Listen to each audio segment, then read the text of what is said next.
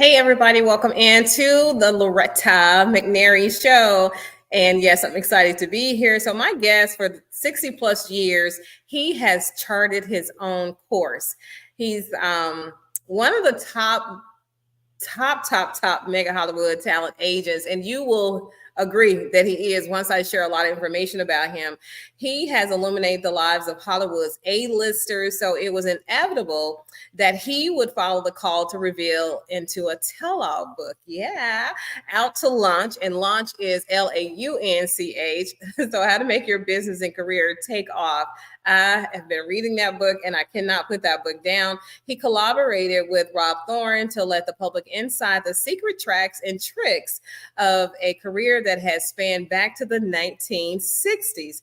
It was then that he walked into the mailroom at MCA, and since then has never left the industry. Everybody welcome my esteemed guest and my new friend, Mr. Harry Abrams. Hello there, for like the fourth time today, right? That's terrific. Good to talk with you again. By the way, the title of the book is called, I think you said Out to Launch, it's called Let's Do Launch. Oh, Let's okay. Do Launch. She's got to correct, Irene Proctor has to correct that. Okay, I like that even better. Let's do launch, because I am one of those people who are always trying to push people over the ledge. If they tell me they want to start something, do something, be something, go somewhere, I want to push them to make it happen. So let's do it is like my language. I love that. I love that. So you started in the mailroom. People don't want to start in the mailroom anymore. They want to start at the very top. So how effective was that, you think, in your rise to where you are now? Was being in the mailroom a part of the strategy for success for you? The talent agency business. And I've just come out of, I was raised in Los Angeles, went to school at UCLA, graduated with a business degree, and went into the military. I was in the Army, U.S. Army. When I got out of the Army, I came back to Los Angeles. I wanted to get into the entertainment industry, but I didn't have any artistic talent. I was not an actor, I was not a writer, I was not a composer, not a dancer, I wasn't a performer.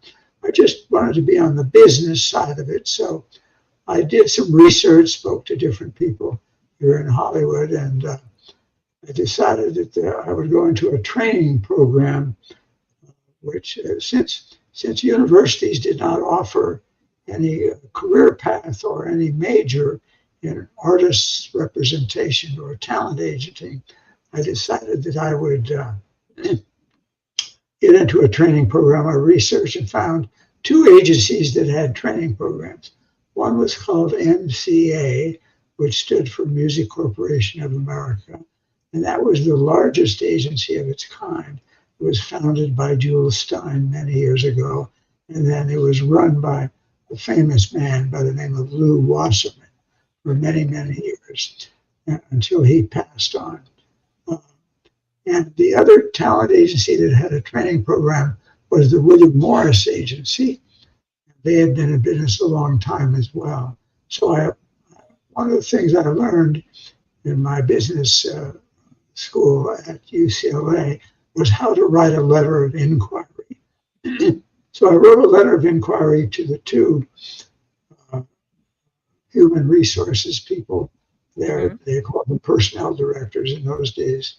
And this is 60 years ago, mind you, more than 60 years ago. And I wrote a letter to the two of them and asked for a meeting. I wanted to get into their training program. They both responded to me, invited me in for a meeting. I went in for a meeting to meet with both of them. They then told me I had successfully passed the initial stage of the interview process, and now I'd have to be interviewed by the 10 different department heads at their respective agencies. And that took another few months. My mother and father were after Harry, for Christ's sake, get a job already. You know, I come out of the military. Anyway, Because your make a parents long wanted story. you to be a doctor, right? They wanted you to be a physician. And then you you decided You want that me that's to, what you really you wanted want to me do. to bore you with that story about medicine? No. Yeah. Oh, I'm on the Zoom. I have to call back in about an hour. Yeah, So yeah. anyway, to make a long story short, I I interviewed past the department heads, and they expected an offer to come in. By the way, the pay to start in the training program in those days was $40 a week. And my father said, entertainment, what is that? I mean, for God's sake, you should be a doctor. Anyway, they didn't understand anything about entertainment. We had no contacts in that business. Anyway, to make a long story short, I said, I got a letter from both of them. They said, you successfully passed the interview process with our 10 department heads, and we're going to put your name on a list. There are a lot of approved applicants ahead of you, and when your name rises to the top of the list, don't call us, we'll call We'll you. call you. By the way, the pay is $40 a week. Is that all right with you? I said, I have no choice.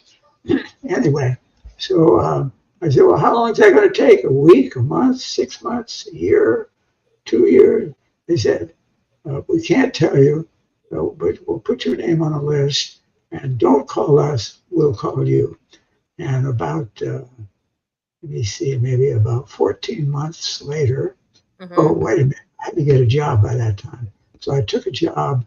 My uncle worked for thrifty drugstores. There was a drug chain, a drugstore chain up and down California, the state of California. And I took a job. My uncle worked for a thrifty drugstore. He bought housewares, and one of the housewares that he bought were power lawnmowers. And he introduced me to the man who had a factory in Richmond, Indiana. I had no idea where Richmond, Indiana was. I'd barely been out of California. So my time in the service. And the man offered me a job. His name was Maury Lober, to come to work in Richmond, Indiana for the power lawnmower factory. I had studied business and production, manufacturing, all of that. And I went to work at this factory. We had about 150 factory workers. And I moved to Richmond, Indiana, a small farming town of about 10, 15,000 people. And I went to work at the power lawnmower company. I was involved with the business side of it. I did all kinds of things that involved manufacturing and marketing and promotion. How did you go from that, though? Because I know everybody's on the edge of their seats, because I told them a list of your clients. And see, in today's society, we don't want to start anywhere below where we want to start, and that's exactly in the position of the CEO. We want to start repping like you were. You discovered Jennifer Lopez, Liam Neeson, Kerry Washington, Jerry Seinfeld, William Macy, Jason Alex, and this is just to name a few of the people you discovered: Connie Britton, Jaclyn Smith from Charlie's Angels, David Strathairn, Bob Barker, Chick Hearn, and so many more. So, but you're the most humble person in entertainment. I don't know if that's what they say about you, but I'm saying that to you now. You're so humble, but you've done so much more than most talent agents out there, even today. So how do you remain humble, and even humble beginnings, Harry? You started out in the mailroom, MCA, and then you worked for this company that your uncle owned in a place you never even heard of. Well, by the way, you forgot to mention a couple of other performers that I discovered and launched. Chandra Wilson, do you know who she is? She's on Grey's Anatomy. 26 Grey's Anatomy. Chandra Wilson. Another one I found was Michael B. Jordan. Do you know who he is? Do I know who the Michael B. Jordan? How dare I not know who he is? He is actually working on a new movie in New Orleans, I believe. And see, they didn't send me all of that because I try never to be starstruck, Harry, and I'm not. I mean, I've interviewed some of the most amazing A-listers on that list, but to sit with somebody who discovered the A-listers, that's to me is such an honor, such an honor. And that's why it's so important for me to have you on here. And like I said, I'm reading your book. I am reading the book and how you started with your very humble beginnings again. So tell us, let's see where we want to go from there. Where do we want to go from already spilling the beans about these people you discovered, which made your stock go up with a ton of other people? So what was it that inspired you? Because you say you went into a training program, but what inspired you to become a talent agent? Well, when I was 10 or 11 years old, my mother had me, thought I was going to be an actor, and she enrolled me in tap dancing class. That led to working in a acting class, and I appeared in a few motion pictures early on, and I think I was struck by how exciting that was. I was in a film with Hedy Lamarr. You ever remember that name? And anyway, so I think that was when I became very interested in artists, I mean, in performing, but I had no artistic talent myself. And so I had to go into the business side of the entertainment industry. And I think that, to answer your question, is where I became bitten by the bug of wanting to get into entertainment. Okay, so when you say discovered, and what does that mean? Because when I think discovered, because of the movies in Hollywood, maybe you were at a diner, you stopped in for a cup of coffee, reading your paper, and then somebody comes over to your table and takes your order, and you're like, what is it in that person? What is the it factor, number one? And then what is it that means you discovered somebody? Tell us that. First of all, I should be clear with your audience that I didn't discover. I discovered most of the people you spoke about, but a few of them I worked for with my company, with my agency. I was one of the agents, but I didn't actually discover them per se. But I worked in their behalf, and if you were to talk to any of them today and ask about Harry Abrams, they would tell you of what effect I had on their lives. But I'll give you a couple of stories about discovery. Let's take Jaclyn Smith, Charlie's Angels. I discovered her in Central Park in New York City. I was living in New York City with my wife and my two small boys, my two small children at that time. They were both toddlers. One was 2 and one was 4 years of age. And we went over to Central Park for a picnic one afternoon, and it was on a weekend.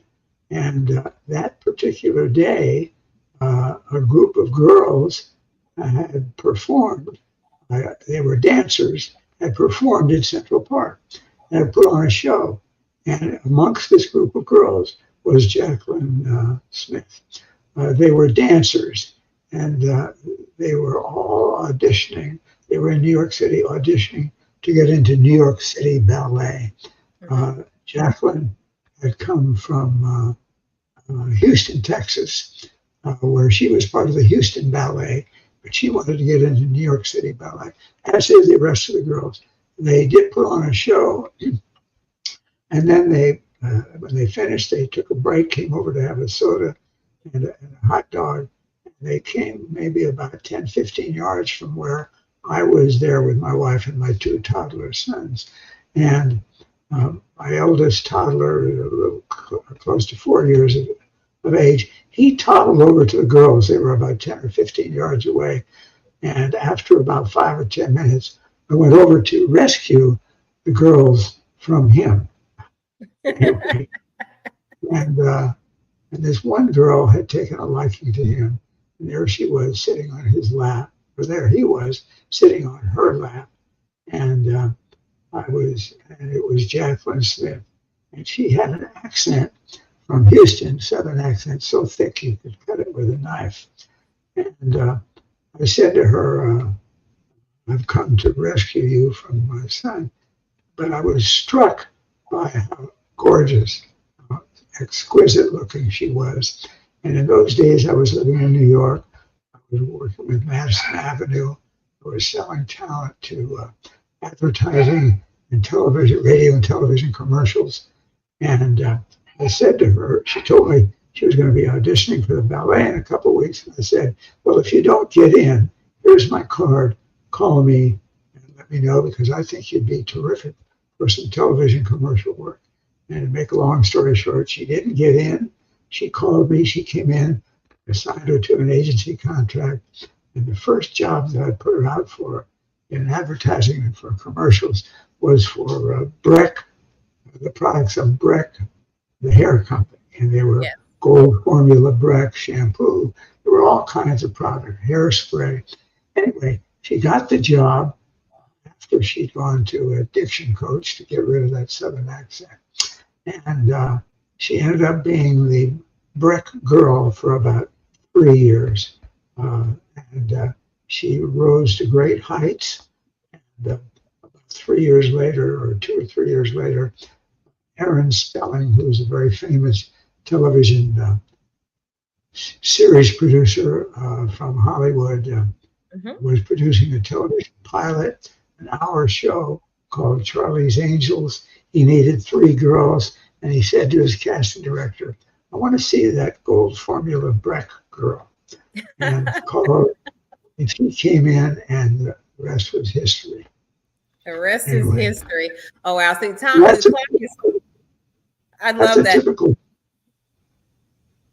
Okay, so time is going so fast here. I only have about less than 10 minutes with you. So things have changed a lot. And I think I've heard that people are using social media to find the next. And okay, that's good. And I don't know if that is as sustainable as what you were able to do in your career. So do you see any mistakes being made by people who really want to break into the entertainment business?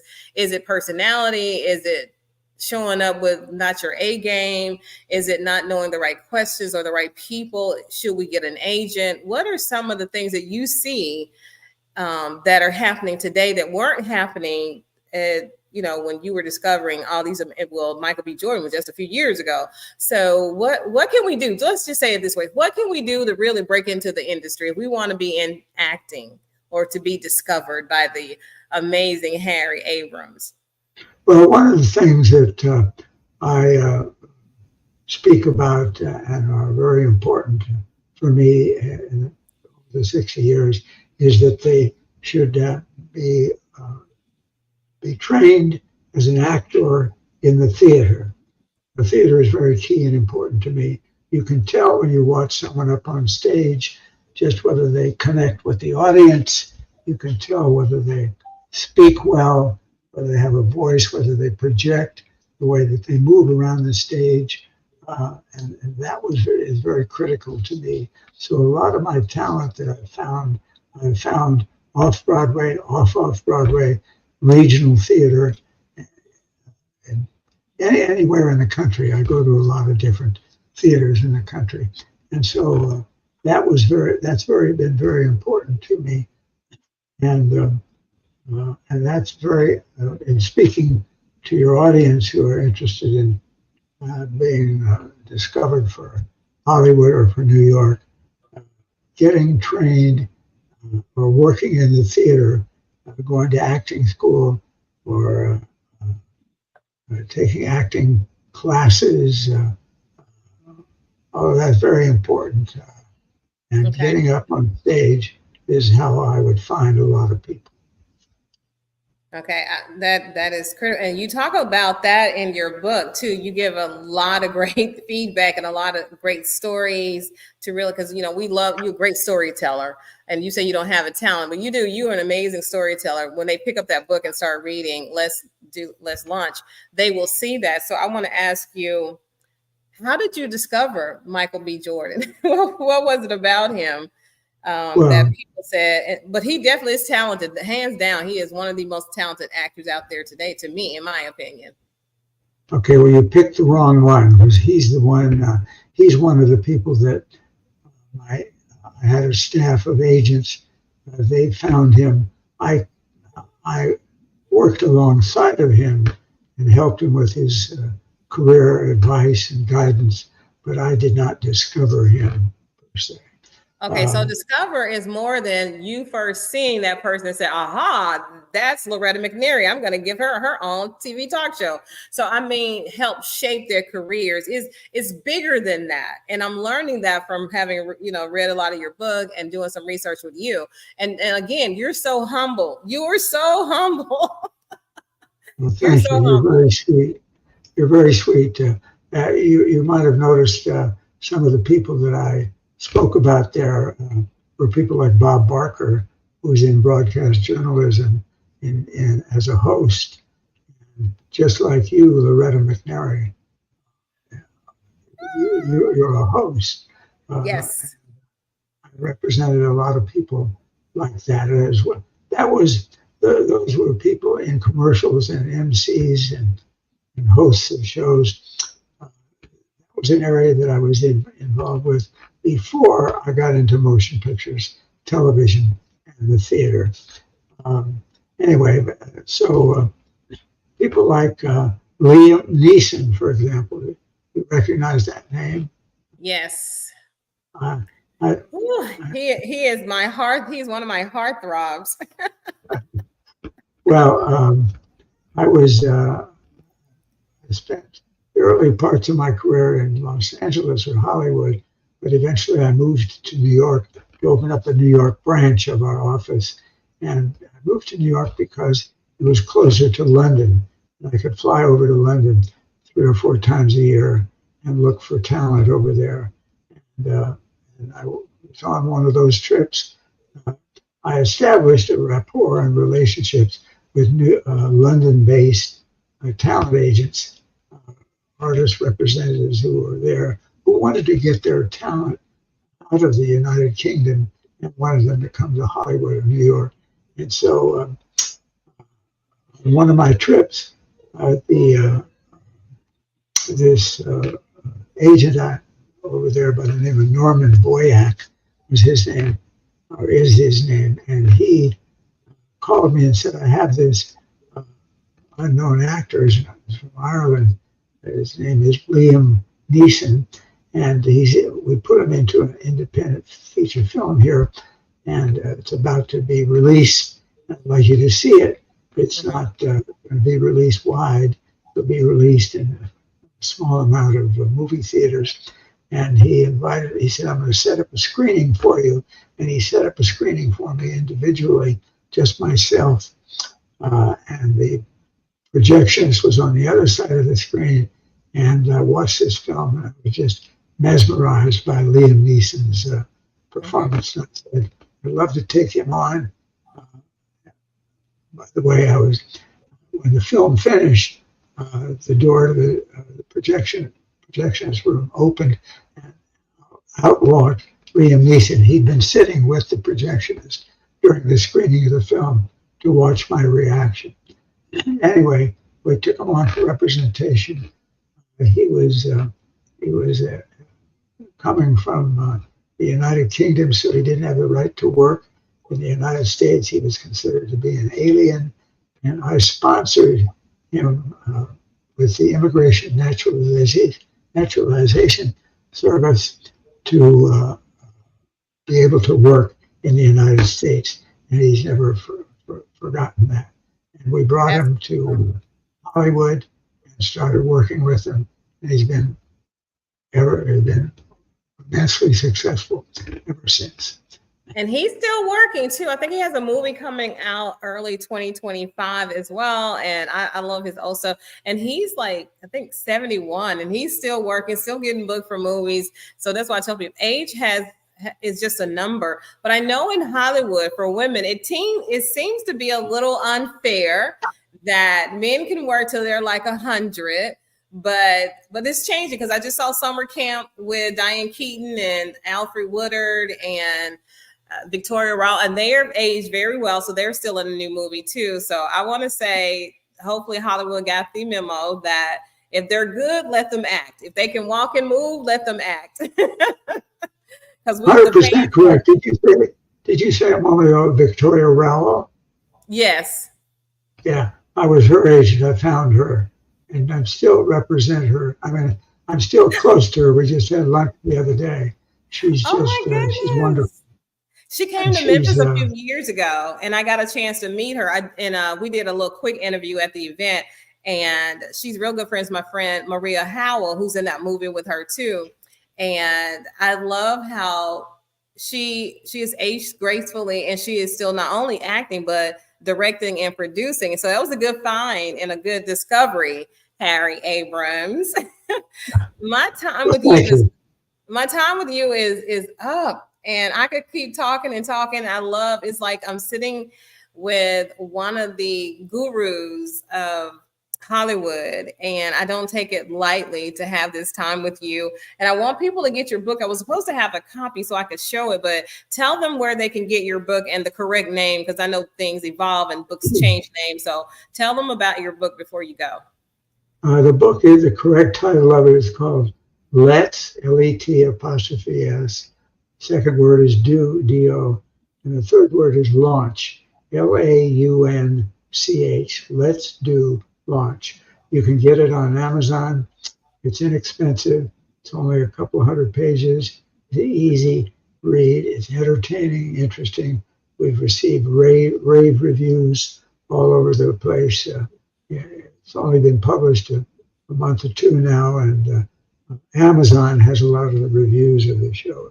Mm-hmm. I think the cost of the book is like $25 to $30, but it's called Let's Do Launch. It's a play on words, as you can, if you're not familiar with it, because frequently people get together for lunch by saying, "Let's do lunch." Yes, that's true.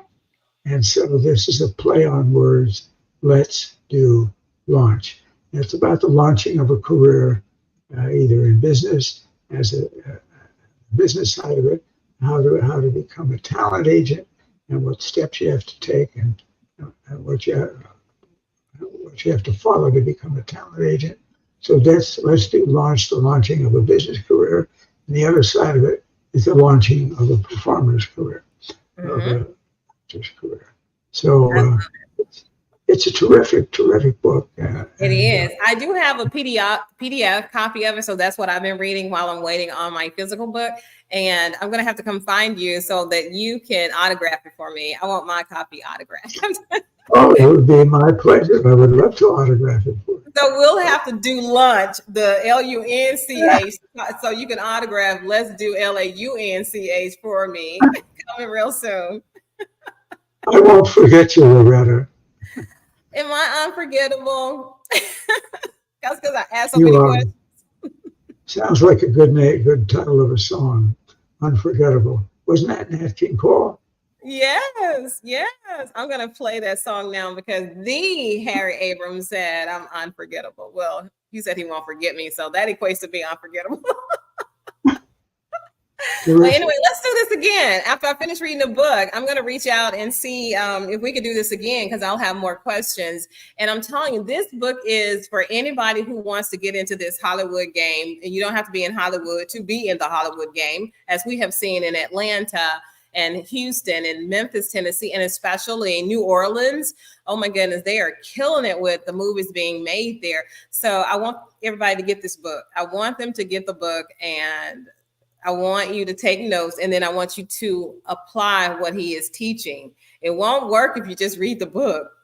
It's like reading the Bible and nothing happens. That's because you didn't do anything. You didn't apply anything. Well, I'm going to let you go for real. For real, Harry. I'm saying goodbye. Okay? All right. Nice to talk with you, Loretta. Nice to meet you, and enjoyed our chat. And you're welcome to call me anytime you'd like. Yes, I am. I forgot to even talk about the questions that the other people sent in. Tracy Comfort, who is a filmmaker, a producer, who had gone through something to be able to work for you. And she said the salary, she couldn't swing it, right? Like you said, you was making $40 a week, but you took it. And so she had a family, so she had to pass on a great opportunity, which she now regrets, Harry. She regrets not taking it and finding another way to recoup some salary. I know I would have. To work with you, oh Lord, yeah, I would have. You're very sweet. The check is in the mail, Loretta. I got your phone number. That's better than a check. All right, I'm going to let you go for real. This is how I close after 15 years of doing this. This is what I say, Harry. I say, think positive, dream big dreams, help someone along the way. And guess what, everybody? I'll see you real soon. Bye-bye. Bye-bye.